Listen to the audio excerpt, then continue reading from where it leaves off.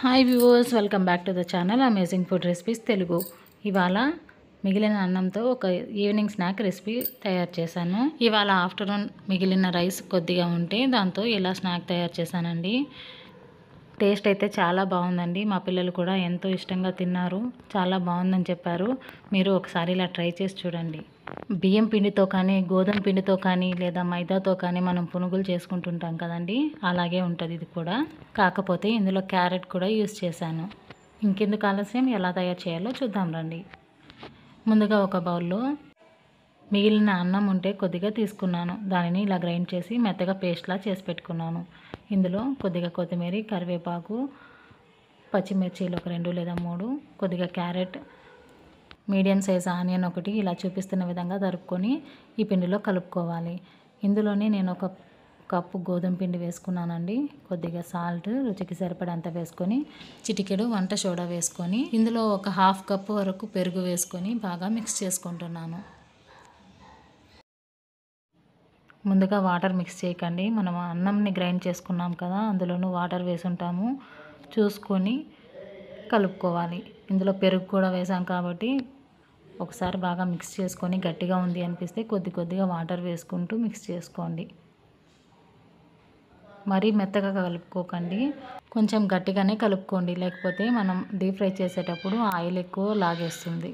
ఇలా కలిపిన తర్వాత ఒక 10 మినిట్స్ పక్కన పెట్టేసేయండి. ఇప్పుడు స్టవ్ ఆన్ చేసుకొని ప్యాన్ పెట్టుకొని డీప్ ఫ్రైకి సరిపడేంత ఆయిల్ వేసుకోండి. చూడండి, ఆయిల్ హీట్ అయినట్లు కనిపిస్తుంది కదా.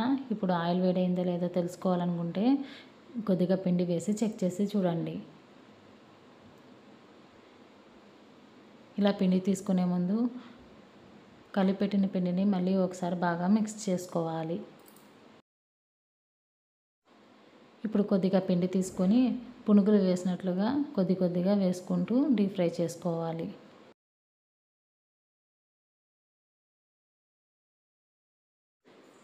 ఇక్కడ చూపిస్తున్న విధంగా చిన్న చిన్న బొండాల్లా వేసుకొని డీప్ ఫ్రై చేసుకొని గోల్డెన్ కలర్ రాగానే తీసేసేయండి. సేమ్ ప్రొసీజర్ అనేది మిగిలిన పిండికి కూడా అప్లై చేసుకోండి. ఇలా స్నాక్ ప్రిపేర్ చేసినప్పుడు దీనికి కారం చట్నీ చేసుకున్నారంటే సూపర్గా ఉంటుందండి. ఒకవైపు నేను పునుగులు చేసుకుంటూ కారం చట్నీ కూడా చేసుకుంటున్నాను. చూడండి, ఇలా పునుగులు గోల్డెన్ కలర్ రాగానే ఇంకోవైపు కూడా తిప్పి వేయించుకోవాలి.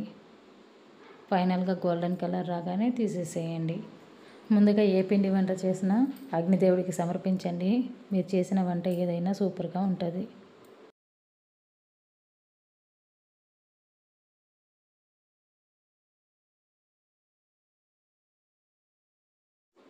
చూడండి, ఇలా గోల్డెన్ కలర్ రాగానే తీసేసేయండి. ఇలా తీసిన తర్వాత మళ్ళీ మిగిలిన పిండిని కూడా ఇదే ప్రొసీజర్లో వేసుకొని డీప్ ఫ్రై చేసుకోవాలి.